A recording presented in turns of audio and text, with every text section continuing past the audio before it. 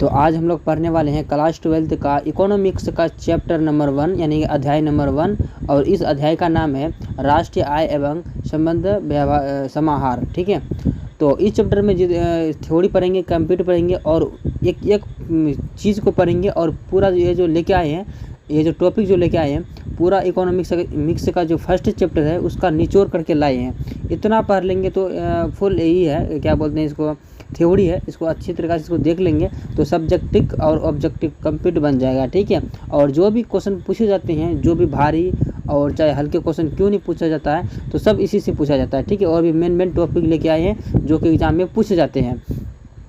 तो हम लोग NCERT अकॉर्डिंग चल रहे हैं। ठीक है, तो अगर अलग दूसरी किताब में देखो तो अब अलग अलग चैप्टर में बांटे गए हैं, लेकिन मैं एक कंप्लीट चैप्टर बताऊंगा, एक से लेके पूरा चैप्टर बताऊंगा। ठीक है, आखिरी किताब फर्स्ट बुक और सेकंड बुक। आज हम लोग पढ़ने वाले हैं फर्स्ट बुक का फर्स्ट चैप्टर। तो इस चैप्टर का जैसा का नाम है बता दिया आपको। तो सबसे पहले अर्थशास्त्र होता है क्या है उसके बारे में थोड़ी सी जानना है। ठीक है, वैसे ये जो आपको तीर जो दिख रहा है ना, इसमें तो मैं ड्राइंग नहीं कर पाऊँगा। ठीक है, कुछ दिक्कत है तो ऐसे बताऊँगा। ठीक है, तो इसको आप लोग थोड़ा देख लेना। तो अर्थशास्त्र है, देखिए, कोई व्यक्ति या समाज अपने वैकल्पिक प्रयोग वाले दुर्लभ समाधानों का प्रयोग अपनी आवश्यकताओं की संतुष्टि के लिए उनका वितरण समाज में विभिन्न व्यक्तियों के और समूह के बीच उपभोक्ता के लिए कैसे इनका अध्ययन अर्थात अर्थशास्त्र के अंतर्गत आ जाता है। मतलब इसका कहने का मतलब है जो भी मतलब बोला जा रहा है कि दुर्लभ अपनी प्रयोगों की आवश्यकता, यानी जो भी आवश्यकता जो पड़ती हैं तो उसको ही अर्थशास्त्र में रखा जाता है। जैसे कि आप ऐसे समझिए, जैसे कि आप नॉर्मली ऐसे समझिए, जैसे दुकान डाले। ठीक है, तो एक अपना तो एक बिजनेस तो हो रहा है, लेकिन एक दूसरे को भी फायदा मिल रहा है ना, मतलब ऐसे ही रिलेटिव है, इसमें ज़्यादा कुछ वैसे क्वेश्चन तो इससे नहीं आते हैं, लेकिन पूछ दिया जाएगा तो आप लोग इसको थोड़ा सा देख लेना, याद आ जाएगा। ठीक है, चलिए और देखते हैं इसको क्या बोला जाए। अर्थशास्त्र के प्रकार कितने होते हैं, कितने प्रकार होते हैं अर्थशास्त्र के। तो अगर मैं अर्थशास्त्र के अगर प्रकार बताऊं तो 2 प्रकार होते हैं, एक व्यष्टि अर्थशास्त्र और दूसरा समष्टि अर्थशास्त्र। इसको 2 भागों में बांटा गया है, अर्थशास्त्री मतलब कि व्यष्टि अर्थशास्त्र में और समष्टि अर्थशास्त्र में। ठीक है, तो चलिए इसको थोड़ा नीचे करके देख लेते हैं। तो अब देखते हैं इसको कि कौन कौन 2 में बांटा गया है, वही देखते हैं हम। देखिए, अगर समष्टि अर्थशास्त्र की बात करें, ठीक है, तो समष्टि अर्थशास्त्र को अंग्रेजी में और क्या कहते हैं इसको मैक्रोनॉमिक्स कहा जाता है। और मैक्रो शब्द का ग्रीन शब्द है, मैक्रोज से लिया गया है।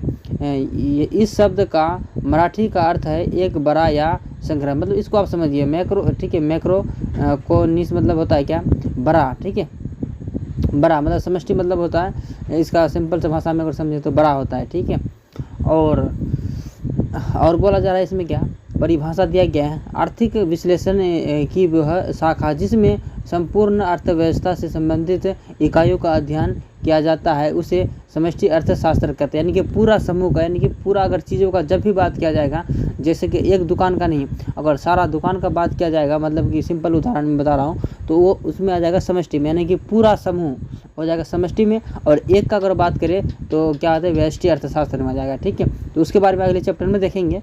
तो फिलहाल में आज तो इसके बारे में थोड़ा देख लेते हैं, और थोड़ा सा मैं ऊपर देखूँगा और।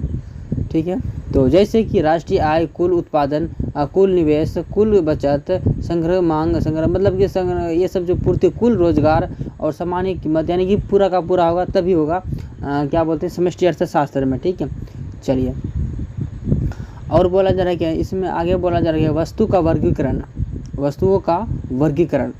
तो देखिए, एक अर्थव्यवस्था में उत्पादित वस्तुओं को मुख्य रूप से 4 भागों में बांटा गया है। कितने भागों में, ये सब चीज़ आपको याद रखना है, याद नहीं रखेंगे ना तो फ़ायदा नहीं फिर पढ़ के। ठीक है, वैसे मैं इसलिए मैं लाता हूँ सब्जेक्टिव क्वेश्चन कि आप लोग नॉर्मली से सिर्फ याद करने का कोशिश रहते हैं, वैसे भी थोड़ा इसको याद रख लेना क्योंकि अच्छा आएगा, आपके लिए फ़ायदा होगा।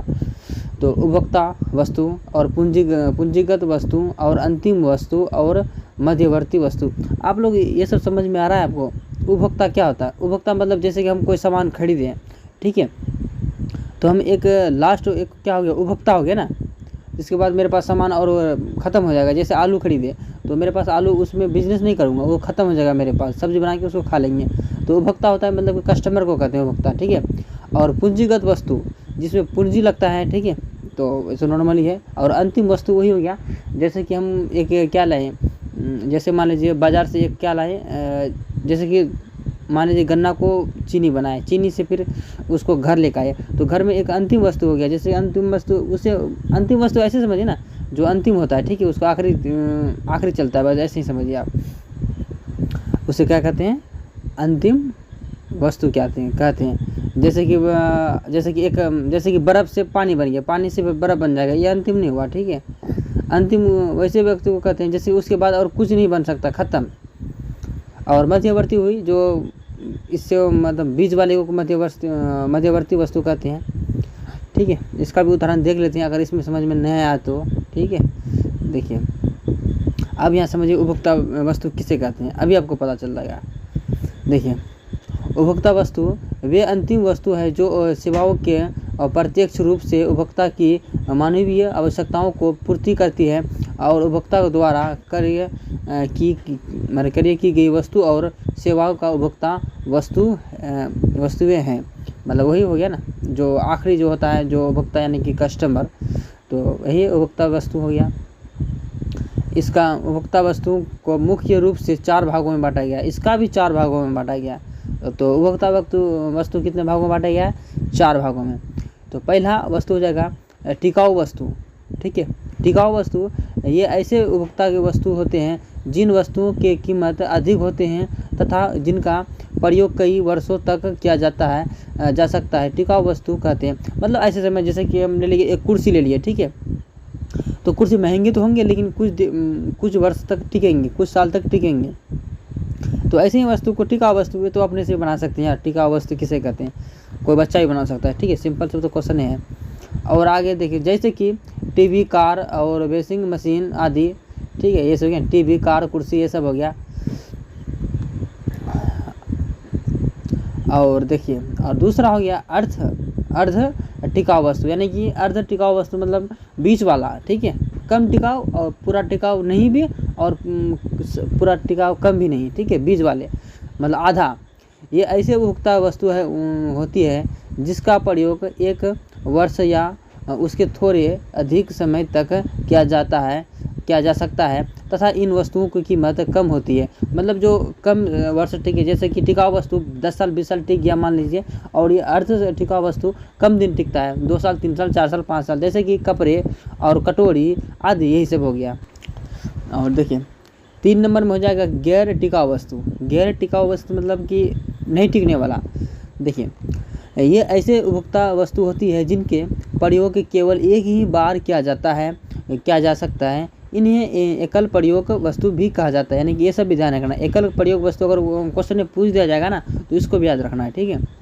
तो जैसे एक बार यूज करने के लिए, जैसे दूध, पेट्रोल, डबल रोटी, ठीक है, मतलब कि जैसे दूध हो गया, पीने के बाद ख़त्म, पेट्रोल गाड़ी चलाने के बाद ख़त्म, डबल रोटी मतलब रोटी, ठीक है, रोटी भी खाने के बाद ख़त्म हो जाएगा, ठीक है, वेस्ट हो जाएगा उसके बाद। मतलब ये सब हो गया गैर टिकाऊ, यानी टिकते नहीं ये सब। साबुन हो गया, ये सब नहीं टिकते, जो नहीं टिकने वाला वस्तु, ठीक है। देखिए और 4 नंबर में बोला जा रहा है, 4 नंबर में बोला जा रहा है कि सेवाएं, क्या बोला जा रहा है 4 नंबर में, सेवाएं। और सेवाएं ऐसी मतलब कि सेवाएं, और बोला जा रहा है कि सेवाएं क्या है, ये ऐसी गैर भौतिक वस्तु होती है जो मानवीय आवश्यकताओं की प्रत्यक्ष संतुष्टि करती है। लेकिन देखिए ऐसे वस्तु को कहते हैं जैसे कि ना तो देखा जा सकता है, ना छुआ जा सकता है, ठीक है, ये हो गया सेवाएं। जैसे कि अर्थात जैसे कि नहीं देखा जा सकता है। जैसे आप ऐसे समझिए ना, जैसे कल्पना करना, ठीक है, ये सब हो गया। महसूस किया जाता है, यानी कि कुछ महसूस वाली चीज़, ठीक है, जो भी इसमें आएगा इसमें आप लिख सकते हैं। वैसे इसका कोई उतना भी ज़्यादा इम्पोर्टेंट ये नहीं है, लेकिन याद रख सकते हैं क्योंकि ज़रूरत तो पड़ेगा ही, ठीक है, क्योंकि हम तो फुल बता रहे हैं, आपको याद रखना है भाई।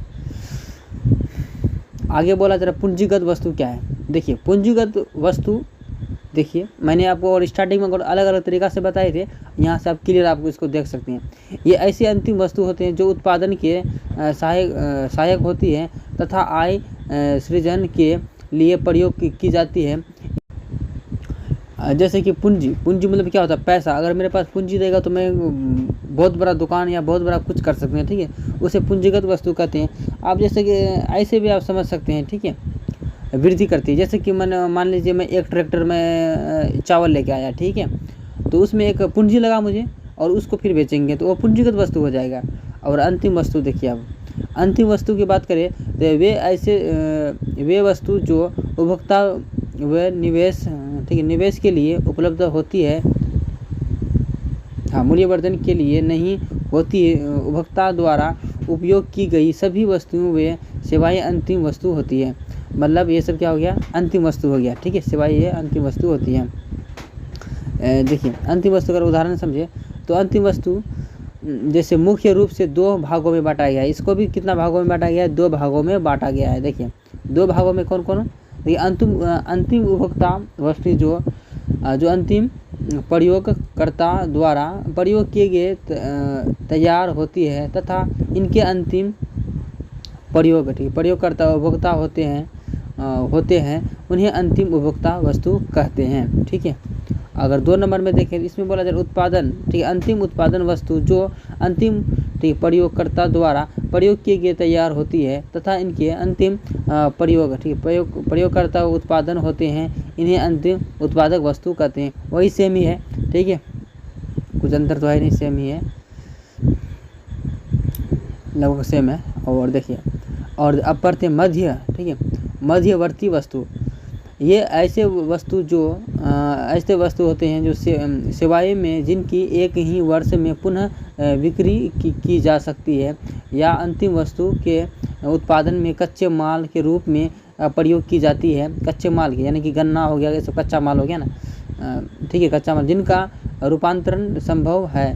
ये प्रत्यक्ष रूप से मानव आवश्यकताओं की पूर्ति नहीं करती है। उत्पादन द्वारा प्रयोग की गई सेवाएं जैसी वकील की सेवा, कच्चे माल उपयोग, ठीक है, ये सब हो गया। और मूल्य ह्रास, ठीक है, मूल्य ह्रास मतलब क्या होता है पहले आप समझिए। देखिए ह्रास मतलब होता है क्या, कमना। ह्रास मतलब क्या होता है, कमना, मतलब खत्म होना, डिक्रीज होना, ठीक है।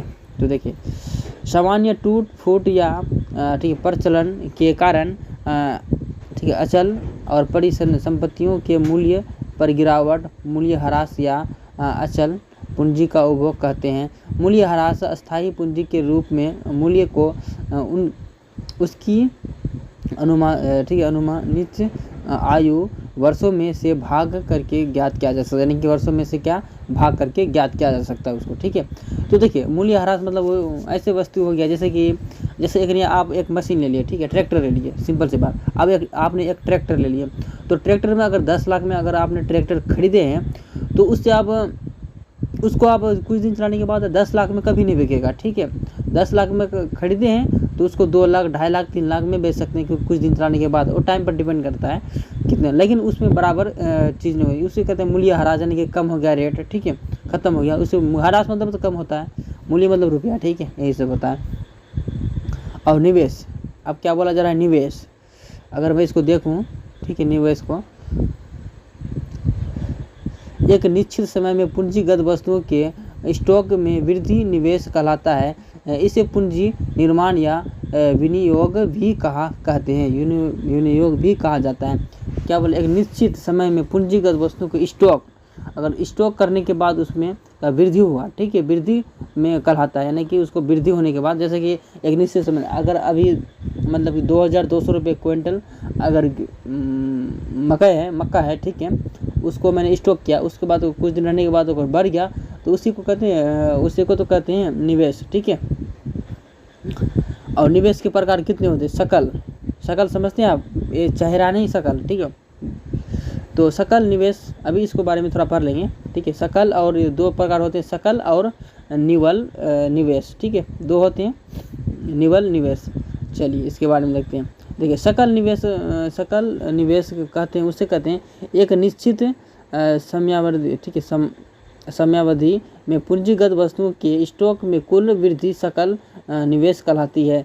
इसमें मूल्य ह्रास शामिल होते हैं, यानी स्टॉक क्या बोला जा रहा है, क्या वस्तुओं के स्टॉक के कुल सकल निवेश कहलाती है, मतलब कि पूंजीगत वस्तुओं को स्टॉक करते हैं, ठीक है, उसे क्या कहते हैं, क्या बोलते हैं इसको, सकल निवेश कहते हैं, ठीक है। यह मूल्य में ह्रास में भी शामिल होता है, यानी कि मूल्य इसका ह्रास भी होता है। अगर मैं और निवल निवेश की बात करेंगे, एक अर्थव्यवस्था में एक निश्चित समयावधि में पूंजीगत वस्तुओं के स्टॉक में शुद्ध, ठीक है, शुद्ध वृद्धि निवल निवेश कहलाता है। इसमें मूल्य ह्रास शामिल नहीं होता, बस ये अंतर है, ठीक है, इसमें शामिल होता है, इसमें शामिल नहीं होता है, ठीक है। अब देखते हैं इसको, इसमें कुछ नोट करने वाली चीज़ है, ठीक है, इसमें नोट करना है आपको, ये सब जो नीचे इसमें एक फॉर्मूला है, ठीक है, निवल निवेश बराबर होता है सकल निवेश माइनस गिरावट मूल्य ह्रास, मतलब मूल्य ह्रास भी बोलो या गिरावट बोलो, एक ही बात है, ठीक है। तो ये होता है, इसको फॉर्मूला याद कर लेना, निवल मतलब क्या बोलो, निवल निवेश बराबर सकल निवेश माइनस गिरावट, ठीक है, इसको याद रख लेना आप, फॉर्मूला है, ठीक है, काम की चीज़ें। और आगे बोला जरा स्टॉक, क्या बोला जरा स्टॉक, देखिए स्टॉक एक ऐसी मात्रा चर है जो किसी भी निश्चित समय में बिंदु पर मापी जा सकती है, जैसे राष्ट्रीय धन एवं संपत्ति, मुद्रा की आपूर्ति आदि इत्यादि, ठीक है, ये सब हो गया स्टॉक में आते हैं। और अगर प्रवाह की बात करें, प्रवाह क्या होता है, प्रवाह मतलब क्या, प्रवाह करना, जैसे कि एक जगह से दूसरे जगह जाना, ठीक है।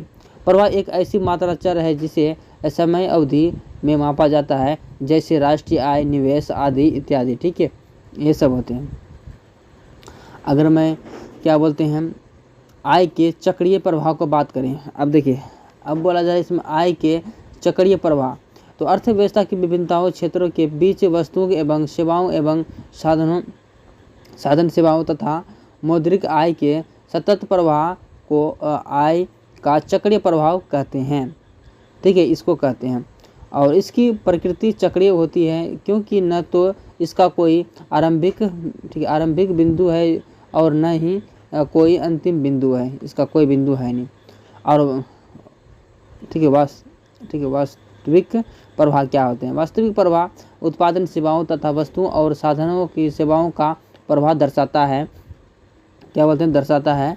और मौद्रिक प्रवाह क्या कहते हैं, ठीक है। अब देखिए मौद्रिक प्रवाह क्या कहते हैं, मौद्रिक प्रवाह उपभोक्ता व्यय और साधन भुगतान के प्रवाह को दर्शाता है। और आर्थिक सीमा, देखिए आर्थिक सीमा ऐसे कहते हैं, यह, ठीक है, यह सरकार द्वारा प्रशासित भौगोलिक सीमा से जिससे व्यक्ति, वस्तु व पूंजी का स्वतंत्र प्रवाह होता है।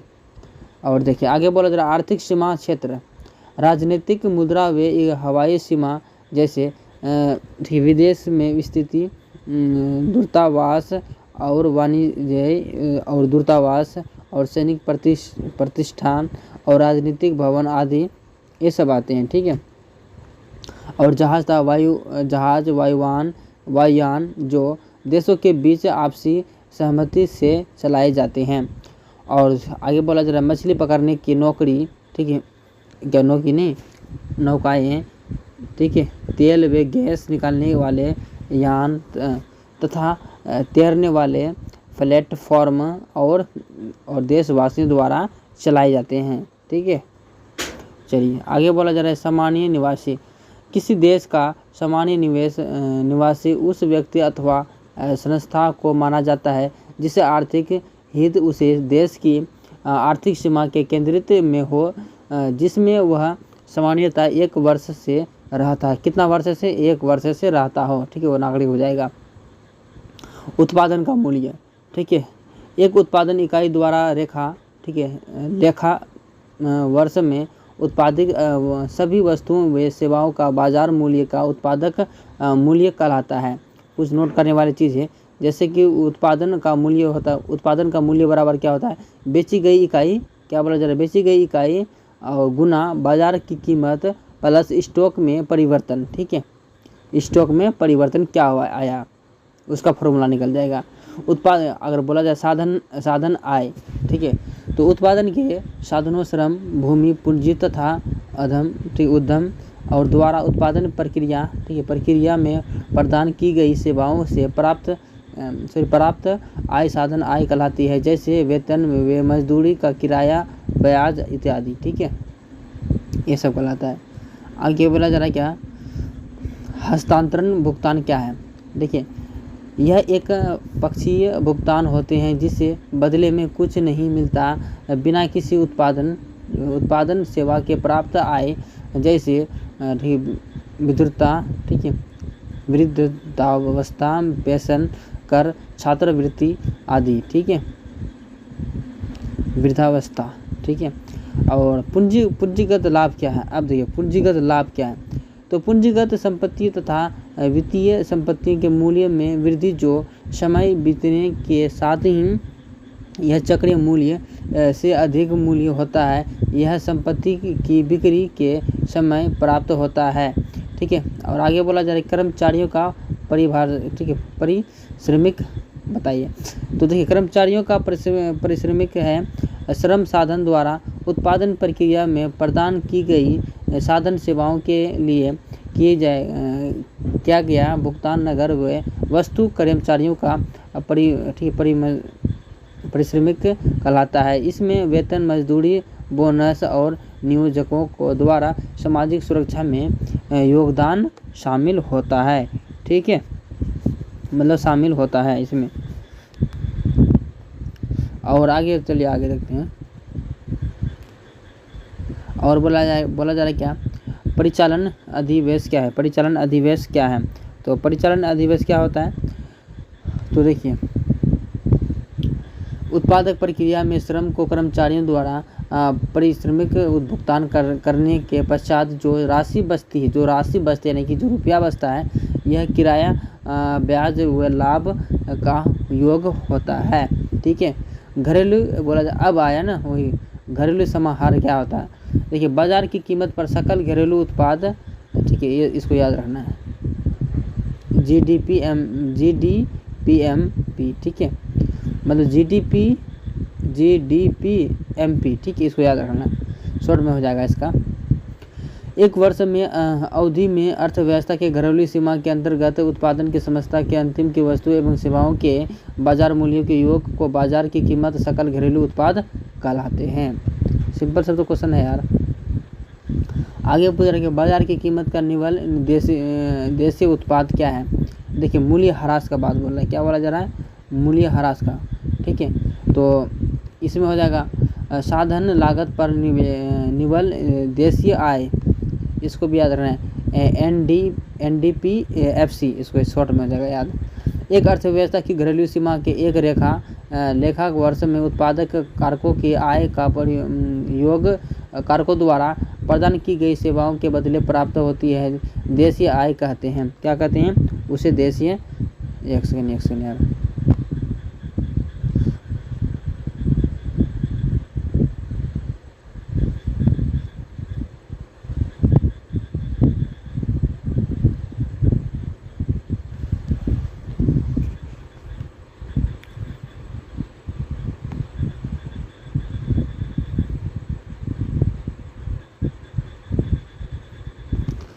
कहाँ तक था यार?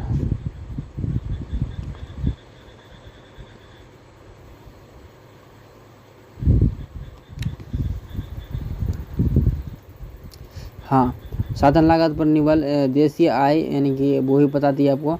तो ये होता है कि अर्थव्यवस्था में रेखा में के कारकों द्वारा आय का प्रयोग जो द्वारा प्रदान की गई सेवाएं के प्राप्त होती है उसे देशीय आय कहते हैं, ठीक है। अब देखिए और बोला जा रहा है क्या, इसमें राष्ट्रीय समाहार क्या है? बाजार की कीमत पर सकल राष्ट्रीय उत्पाद यानी कि GNPMP एक देश के सामान्य निवासियों द्वारा एक वर्ष में देश की घरेलू सीमा व विदेशी उत्पादन की अंतिम वस्तुओं सेवाओं के बाजार में मूल्यों का योग, ठीक है, वही कहलाते हैं। क्या कहलाते हैं? GNP, ठीक है, GNPM कहलाते हैं, ठीक है। और आगे बोला जा रहा है क्या, बाजार की कीमत पर निवल राष्ट्रीय उत्पादक, ठीक है, इसका NNPMP हो जाएगा, इसका शॉर्ट में इसका फॉर्मूला आ जाएगा NNP बराबर GD, ठीक है, GNPMP माइनस ह्रास, ठीक है। ऐसा फॉर्मूला आपको सब्जेक्टिव में ऑब्जेक्टिव में देखने को मिलेगा। तो आगे पूछ रहा है क्या, राष्ट्रीय आय एक देश के सामान्य निवासियों द्वारा एक रेखा वर्ष में की घरेलू सीमा व विश्व का अर्जित साधन आय का राष्ट्रीय आय कहलाती है, ठीक है। और देखिए और इसका नोट करने वाली चीज़ कुछ था, ठीक है, एक सेकेंड, आपको नोट क्या करना है। देखिए नोट बराबर क्या होता है, यानी कि ठीक है, NNPFC बराबर होता है क्या, NDPFC प्लस NFCIA राष्ट्रीय आय बराबर क्या होता है, राष्ट्रीय आय। ये सब याद रखना आपको, ठीक है। हाँ, और क्षरण, ठीक है, क्षरण क्या होता है, आय के चक्रीय प्रवाह के निकाली गई राशि मुद्रा के रूप में की क्षरण कहते हैं, जैसे कि बचत आयात को क्षरण कहते हैं, ठीक है। और भरण को क्या कहते हैं, भरण को कहते हैं आय के चक्रीय प्रवाह के डाली गई राशि मुद्रा की मात्रा को भरण कहते हैं, जैसे निवेश, सरकारी व्यय, यथार्थ, ठीक है। तो ये सब चीज़ होते हैं। तो और देख लेते हैं इसमें, और बोला जा रहा है क्या इसमें, वर्धित मूल्य वृद्धि, ठीक है, किसी उत्पादन की इकाई द्वारा निश्चित समय में की गई उत्पादन के मूल्य तथा प्रयुक्ति मध्यवर्ती उपभोक्ता के मूल्य का अंतर वर्धित मूल्य कहलाता है। जैसे कि और दोहरी गणना की समस्या, दोहरी गणना की समस्या क्या होता है, राष्ट्रीय आय ठीक है, एकांकलन के जबकि किसी वस्तु के मूल्य के एक अधिक बार गणना की जाती है, यानी कि ज़्यादा बार गणना की जाती है, जैसे दोहरी गणना कहते हैं। इसे राष्ट्रीय आय मूल्यांकन दर्शाता है कि इसलिए इसे दोहरी गणना की समस्या कहती हैं, ठीक है। मतलब कि जैसे कि 2 बार चीज़ों को गिनती करना, ठीक है। अब आप लोग दिमाग लगाइए कि 2 बार चीज़ों को गिनती क्या करते हैं, जैसे कि दूध लेकर आए उसको गिनती कर लिए, ठीक है, मतलब एक सिंपल सा उदाहरण दे रहा हूँ मैं, और उसको फिर दही बनाए फिर उसको गिनती कर लिए, मतलब 2 बार हो गया ना, ये हो गया दोहरी गिनती। तो क्या करें, मैं तो बोलता हूँ कि अब रहने देते हैं, ठीक है। इसका कुछ महत्वपूर्ण समीकरण है, जैसे सकल बराबर होता है निवल शुद्ध प्लस मूल्य ह्रास, यानी कि अस्थायी पूंजी का उपभोग, इसको प्लस में है, थोड़ा याद रख लेना इसको क्योंकि काम देगा, ठीक है। तो क्या करें, चलो फिर मिलते हैं एक नेक्स्ट वीडियो में, ठीक है। तब तक के लिए बाय।